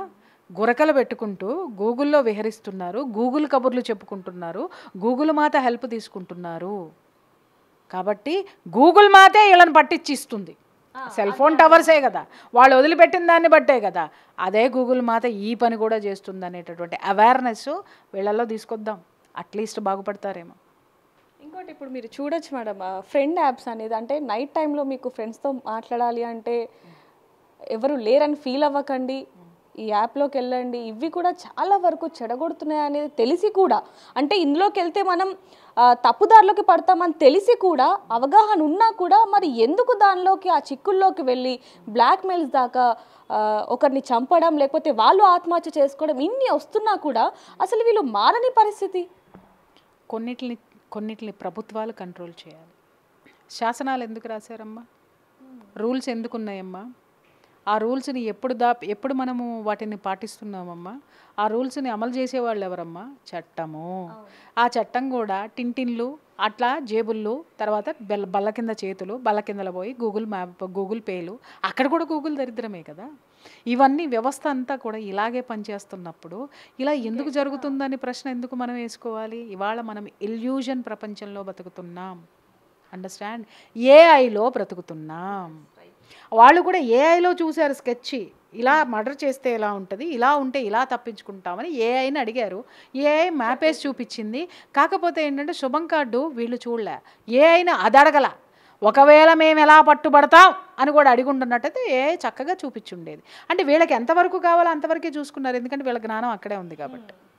చట్టం అనేటటువంటి విషయాన్ని మర్చిపోయి ఉన్నారు. ఎందుకు సమాజం ఇలా తయారవుతుంది అని అంటే, నువ్వెలా ఉన్నావు, నీ సంరక్షణ ఏంటి, నీ రక్షణ ఏంటో నువ్వు ఎప్పుడో మర్చిపోయావు. నువ్వు ఇంకొకళ్ళ చేతుల్లోకి వెళ్ళిపోయావు. ఇంట్లో ఉన్నటువంటి ప్రతి ఒక్కళ్ళు, నేను ఇప్పుడు తరచూ చూస్తున్నాను, మొన్న కూడా నన్ను నేను చెక్ చేసుకున్నా. ఒక ఆఫీస్కి వెళ్ళి కూర్చున్నాను, అందరం ఉన్నాం, అందరూ వివిఐపీసే ఉన్నారు. అందరం హలో హాయ్ అని చెప్పుకున్నాం. అంత అప్రయత్నంగా ఒక్కొక్కళ్ళ చేతిలో సెల్ ఫోన్ వచ్చేసి ఫోన్ చూసేస్తున్నారు. నాకు ఇమ్మీడియట్గా ఆ సీన్ చూసిన తర్వాత ఒక 10-15 ఏళ్ళు వెనక్కి వెళ్ళాను. వెనక్కి వెళ్తే కూర్చున్నంతసేపు ఒకళ్ళ ఎక్స్పీరియన్స్ ఒకళ్ళు షేర్ చేసుకునేవాళ్ళు, ఒకళ్ళ పిల్లల గురించి ఒకళ్ళు మాట్లాడుకునేవాళ్ళు, లేదా ఒకళ్ళ ఊరి గురించి మాట్లాడుకునేవాళ్ళు, వాళ్ళ పెద్దల గురించి మాట్లాడుకునేవాళ్ళు, తల్లిదండ్రుల గురించి వాళ్ళ ఫాదర్ గురించి చెప్పేవాళ్ళు, వాళ్ళ తాతల గురించి చెప్పేవాళ్ళు. ఇవన్నీ మానేసి ఫోనులు చూసుకుంటా, అంటే పక్కవాడితో మాట్లాడడం కూడా ఓపిక లేదు, బద్ధకం. మనం దేంతో మాట్లాడుతున్నామంటే దీంతో మాట్లాడుతున్నాం. ఇంకో కొత్త విషయం మొన్న మా స్నేహితుడు ఒకటి చెప్పాడు. ఏంటంటే, మేడం మనం ఇప్పుడు కూర్చొని సెల్ ఫోన్ ఆన్ చేసి ఇలా పెడితే సెల్ ఫోన్ మొత్తం వింటుందంట. అది సెల్ ఫోన్ ఆన్ చేసి పెడితే మొత్తం వింటుంది మేడం. చాలామంది అంటుంటారు, నేను ఇలా ఆలోచించాను, ఇలా అనుకున్నాను, అనుకోగానే నాకు వీడియో వచ్చేసింది అంటే, అరే పిచ్చమొహాలారా, గూగుల్ వింటుంది. విని ఆల్గరిథము తీసుకొని దాన్ని ఆ వీడియోని నీకు పంపిస్తుంది. అంటే సీక్రెట్లు ఏం లేవు మన జీవితంలో. అది మొన్నటి నుంచి ఏం చేస్తున్నానంటే, అసలు ఇంటికి రాగానే ముందు అసలు అదే ఏరోప్లేన్ మోడ్లో పెట్టేసేసి ఫోన్ ఎక్కడో పెట్టేసి మేము ఎక్కడో ఉంటున్నాం. అంటే ప్రైవసీ కూడా లేని సమయం వచ్చి దరిద్రంలో బతుకుతూ దీన్ని అభివృద్ధి అని అడుగుతారమ్మా. నాకు అర్థం కాగడితే చెప్పండి. అంటే అప్పుడు నాకు అనిపించింది, ఒరే అయితే ఎవడి గురించి అన్నా తెలుసుకోవాలంటే వాడు యూట్యూబ్ ఓపెన్ చేస్తే అర్థమైపోద్ది అనుకుంటా అన్న. ఎగ్జాక్ట్లీ మేడం అన్న. వాడి దరిద్రాలన్నీ దాంట్లో, వాడి కాన్సెప్ట్లన్నీ దాంట్లో కనిపించేస్తాయి. సో ఇంత ప్రమాదకరమైనటువంటి పరిస్థితుల్లో మనం ఉన్నాం తల్లి. దాన్ని గమనించండి. ఎడ్యుకేషనా మీ బొంద? అరే ఎడ్యుకేషన్ ఉన్న వాళ్ళందరూ మా దగ్గరికే వచ్చి కౌన్సిలింగ్లు తీసుకుంటున్నారా నాయన. సంవత్సరానికి కోట్ల రూపాయల ప్యాకేజీలు ఉన్నవాళ్ళు కూడా మా దగ్గరికే వస్తున్నారా నాయన. ఆ డిప్రెషన్లు, వాడు తొక్కిన అడుసు తొక్కనేలా కాలు కడగనేలా అన్నట్టుగా వాళ్ళు చేసినటువంటి తప్పులు. ఇప్పుడు మీరన్నారు కదా సాయంకాలం దీంట్లో ఫ్రెండ్సు స్కిన్ బిజినెస్ జరుగుతుంది. ఇప్పుడు గూగుల్లో జరిగే బిజినెస్ ఏంటమ్మా? Skin business. ఆ స్కిన్ బిజినెస్కి అందరు అట్రాక్ట్ అవుతున్నారు. నా దగ్గరికి ఒక కేసు, నేను కొన్ని కేసులు ఆశ్చర్యపోతారు, ఒరే నాయన ఎందుకు నువ్వు ఇట్లా ఇల్లీగల్ రిలేషన్షిప్స్ పెట్టుకున్నావనంటే, మేడం నా చుట్టూ ఉన్న వాళ్ళందరూ కూడా అదే ఉన్నారు మేడం, అదే నిజం అనుకుని నేను కూడా పెట్టుకున్నాను. ఒరే ఒక్కసారి ఇంకొకటి కూడా కనుక్కో, నువ్వు పోయి నీ చుట్టూ ఉన్న వాళ్ళకి కూడా పంచాయతీలు అయినాయి, వాళ్ళు కూడా కౌన్సిలింగ్లు పోయారు, పోలీస్ స్టేషన్కి పోయారు, వెళ్ళి కనుక్కోను. అలా ఉంది ప్రపంచం. వాడు చేశాడు, నేను చేస్తా అంటే ఇతను చూసేది ఏంటంటే అక్కడ వరకే చూస్తాడు. ఇతనికి ఏం కావాలో, ఇతని మనసు ఎక్కడ ఊగుతుందో అక్కడ వరకే చూస్తాడు. శుభం చూడు, చివరి కార్డు ఎండింగ్ చూడు. చూసుంటే ఈ విధంగా అసలు ఆలోచించే వాళ్ళు కూడా కాదు. చెప్పాడు ఇంకొకడు. ఎందుకంటే నేను ఒక్కడనే పోలీస్ స్టేషన్కి వెళ్ళాలా, ఈడు కూడా పోతే నాతో సమానంగా ఉంటాడు. గిల్ట్ పోద్ది కదా నా మనసులో. నేను ఒక్కడే మా ఆవిడతో చెప్పు దెబ్బలు తినాలా, ఈడు కూడా తింటే ఓ పని అయిపోలేదు, నా పక్కన వచ్చి కూర్చుంటాడు. రా పక్కన కూర్చో అని పిలిచి పక్కన కూర్చోబెట్టుకుని, అరే నువ్వు పో, నువ్వు చెయ్యి, ఇది ఇంతేరా, నీళ్ళు తాగినంతేరా, నువ్వు అట్లేరా, నువ్వు ఇట్లరే అని చెప్పేసి వీడు ప్రొవోకేట్ చేస్తాడు. ఎందుకంటే వీడు దొంగ, ఇంకో దొంగని పక్కన పెట్టుకుంటే కానీ వీడికి బ్యాలెన్స్ కాదు.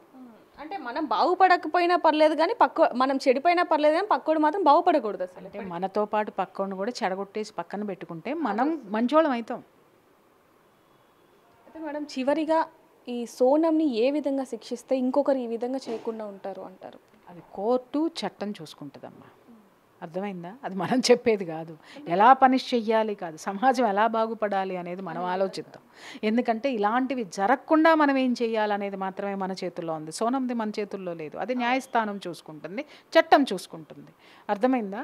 అరే మన మీడియాలో మన పాత్ర ఎంత, ఒక జర్నలిస్ట్గా నా పాత్ర ఎంత, ఒక యాంకర్గా నా పాత్ర ఎంత, ఒక ఫ్యామిలీ కౌన్సిలర్గా నా పాత్ర ఏంటి, ఒక మదర్గా నా పాత్ర ఏంటి, ఎవరికి వాళ్ళం ఒక్కసారి ప్రశ్నించుకుని ఈ ప్రమాదం నా ఇంట్లోకి రేపు పొద్దున వస్తే నేను ఫేస్ చేయాల్సినటువంటి పరిస్థితులు ఉన్నాయి కాబట్టి నేను నాతో పాటు నా పక్కవాడిని కూడా బాగు చేద్దాము. చాలామంది నాతో మేడం పక్కవాడి విషయంలో కలుగజేసుకోవడం అన్నంత బుద్ధి తక్కువ రెండోది లేదు మేడం అని మాట్లాడతారు. ఇది ఒక ఫ్యాషన్ స్లోగన్ కింద మారిపోయింది.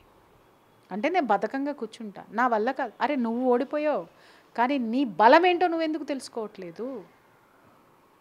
ఇప్పుడు నన్ను మాట్లాడతారు, ప్రియా చౌదరి ఎందుకు అరుస్తావు, ప్రియా చౌదరి ఇట్లా ఎందుకు చేస్తుంది, ప్రియా చౌదరి ఎన్నో మాట్లాడతారు. తల్లి నా పందాన్ని నేను మార్చుకున్నానా? లేదు.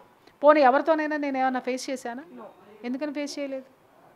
నా సిద్ధాంతాన్ని పర్ఫెక్ట్గా జనాల దగ్గరికి తీసుకెళ్తాను. తప్పులు జరిగితే సరి చేసుకుని ముందుకెళ్తా, ఆగిపోను. ఈ పోరాటం మీడియాతో కాకపోతే ఇంకో విధంగా ఉంటుంది, ఇంకో విధంగా సమాజానికి మంచి చేస్తుంది, ఇంకో విధంగా నా చుట్టూ ఉన్న సమాజాన్ని ప్రభావితం చేస్తా. ఇది ఒక్కటే నాకు బెడ్ కాదు, ఫుడ్ అండ్ కాదు. ఈ ప్రపంచంలో, ఈ భారతదేశంలో ఎస్పెషల్లీ బ్రతకాలంటే అద్భుతమైనటువంటి మార్గాలు, అద్భుతమైనటువంటి ప్రత్యామ్నాయాలు ఎన్నున్నాయో నేను చెప్పలేను. ఇది ఒక్కటి ఇవాళ ఎలా అయిపోయిందంటే యూట్యూబ్ అనేటటువంటిది ఒక కుటీర పరిశ్రమ. చైనాలో కనుక ఎవడే ప్రతి ఇంట్లో కూర్చొని కనుక చైనా ఉత్పత్తులను చీప్గా కొంటున్నాను చూసావా, అలా చీప్ క్వాలిటీస్తో వచ్చిన వీడియోలన్నీ చేసి పడేసి ఒక సెల్ ఫోన్ని ఎదురుగుండా పెట్టేసుకొని ఇష్టం వచ్చినట్టు నోటుకొచ్చి ఇష్టం వచ్చినట్టు 4 వీడియోలు హిట్ అవ్వంగానే ఒక్కొక్క అమ్మ ఒక్కొక్క అయ్య ఇంకొకళ్ళని తిట్టుకుంటూ, ఇంకొకళ్ళని తప్పొప్పులు ఎత్తుకుంటూ, ఇంకొకళ్ళని రిపోర్ట్ చేసుకుంటూ, you are not giving report అండి. మీ పక్కన యూట్యూబర్ తప్పు చేసినప్పుడు తిన్నగా పోలీస్ స్టేషన్లో మీరు కంప్లైంట్ ఇవ్వచ్చు, మీకు ఆ రైట్ ఉంది. Just go and give a complaint. యూట్యూబ్లో ఎందుకు అరుస్తారు? కంప్లైంట్ ఇచ్చి వచ్చి మీరు హెచ్చరించండి, ఇదిగో ఈ ప్రమాదాలు జరుగుతున్నాయి, ఇదిగో ఇవి జరుగుతున్నాయి, దయచేసి వీళ్ళ మీద నేను కంప్లైంట్ చేశాను, వీళ్ళ బారిన ఎవరైనా పడితే మీరు కూడా వీళ్ళు కంప్లైంట్ చేయండి అమ్మా, ఈ విధంగా ప్రొటెక్షన్ వస్తుందని ఒక్కడు చేయడం, చట్టం దృష్టికి ఎవ్వడెళ్ళడం. వచ్చేసింది ఊరికినే మాటలు కదా, ఆవేశపూర్వకంగా నటించుకుంటూ ఇంకేదో చేసుకుంటూ.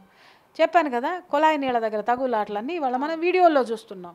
ప్రతి ఒక్కళ్ళు మాట్లాడేది ఏంటంటే సమాజం నా వల్ల బాగుపడుతుంది, నేను సమాజాన్ని ప్రభావితం చేస్తే మరి ఇట్టెందుకు తగలండి? ప్రతి ఒక్కడు నేను అభివృద్ధి పదంలోనే నడుస్తున్నాను కదా, నడిపిస్తున్నాను.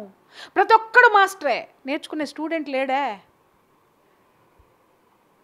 అందరు పల్లకి ఎక్కాలనుకుంటారు, మోసేటోడు లేడే.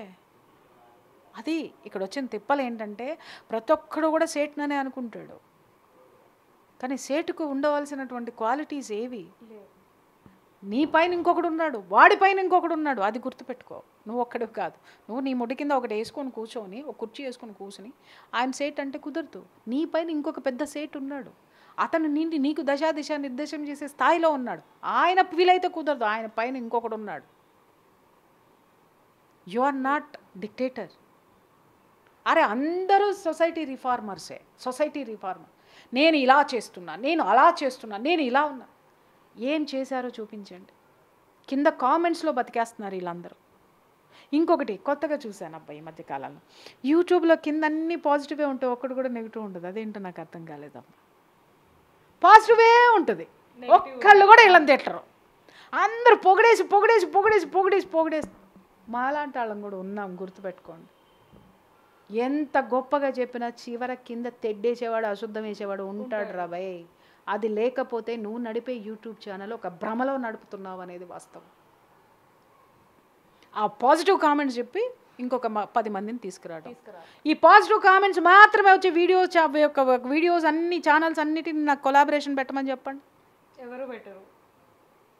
నా వీడియోస్ కింద పొగడ్తలే ఉంటాయమ్మా, తిట్లు భయంకరంగా ఉంటాయి. అతి నీచంగా ఎవడన్నా తిడితే వాడిని పట్టుకుని మరీ తంత. ఎందుకు అనంటే ఐఎమ్ రిలేటెడ్ టు సొసైటీ, నేను ఎవరికి వ్యక్తిగతంగా నేను రిలేటెడ్ అయ్యి నేను ఎప్పుడు పని చెయ్యను కూడా. బట్ మీ దాంట్లో ఎందుకుండో కామెంట్స్ అందరూ చూడండి నన్ను పొగుడుతున్నారు, నువ్వు పొగిడే కామెంట్లు పెట్టుకొని ఇంకొక 10 మందిని అట్రాక్ట్ చేస్తూ నువ్వు చేసింది నిజమని నన్ను నమ్మమంటే ఎలా ఉంటుంది? ప్రతి ఒక్కడు లీడర్ కింద బిహేవ్ చేస్తున్నారే. అసలు మీరందరూ లీడర్లు అయితే సమాజం ఇలా ఎందుకుంది? సమాజంలో వచ్చి మీరేం చేస్తున్నారు? నేనేదో చెప్తున్నానండి దానివల్ల సొసైటీ అంటే మీరు మాత్రమే కనుగొన్నారా దాన్ని? ఎంతమంది లేరు? అమ్మ ఇవాళ మా సీనియర్స్ 60 ఇయర్స్ 70 ఇయర్స్ ఉన్న సీనియర్స్ వచ్చారు అనంటే మేము ఆ ప్రిన్సెస్లో కూడా కూర్చోం వాళ్ళు ఉన్నంతసేపు కూడా. ఎందుకు అనంటే వాళ్ళ విద్య పట్ల వాళ్ళ సీనియారిటీ పట్ల మాకున్న గౌరవం. బట్ ఈరోజు నేను చూస్తున్నాను కదా యాంకర్ కూడా లేవదు మేము వచ్చామంటే. Hi madam, hi. ఈ హాయ్లు మాకు తెలియదా? ఇవి నేర్పండి అమ్మా సమాజానికి. మిమ్మల్ని మీరు పొగిడిచ్చేసుకుని భజనలు చేసుకుని ఏం చేసుకుంటారు? ఆ యూట్యూబ్లో దిక్కుమాలి యూట్యూబ్లో సూక్తులు వద్దు. సూక్తులు సుద్దరులు చెప్పేటోళ్ళు చాలామంది ఉన్నారు, పని చేసేటోళ్ళు లేరు. పని చేయండి. చూడొచ్చు ఈ రోజుల్లో క్రైమ్ రేట్ పెరుగుతుందంటే మూల కారణం అనేది కూడా తెలుస్తుందని చెప్పొచ్చు. దానికి గల కారణం కూడా మీడియా. అంటే సోషల్ మీడియాలో మనం చూడొచ్చు, డిజిటల్ మీడియాలో ఏదైనా క్రైమ్ ఇలా జరిగింది అలా చేశారు ఇలా చేశారు ఇవన్నిటి కూడా ప్రజలు అంటే నెగిటివ్ని ఎక్కువగా తీసుకొని ఇలాంటి క్రైమ్లు చేయడానికి ఎక్కువగా ముందడుగు వేస్తున్నట్టుగా తెలుస్తుందని చెప్పొచ్చు. మరి ఇంకా ముందైనా సరే అంటే ఇందాక మేడం చెప్పినట్టుగా శుభం అంటే ఆ ఎండ్లో ఏం జరుగుతుంది అనేది కూడా ఆ వీడియో చివరి ఒకటి ఉంటుంది కాబట్టి అది చూసి అంటే ఏదైనా చేస్తే నేను ఖచ్చితంగా పట్టు పడతాను అనేది కూడా ఒక ఆలోచన అనేది ఎవరికైనా వస్తే ఈరోజు ఇలాంటి పరిస్థితి అనేది రాదనేది కూడా తెలుస్తుందని చెప్పొచ్చు. మరిన్ని వివరాల కోసం చూస్తూనే ఉండండి బిగ్ టీవీ. కెమెరామ్యాన్ వంశీతో reporter Devika, Hyderabad. For more videos like this, subscribe Big TV channel.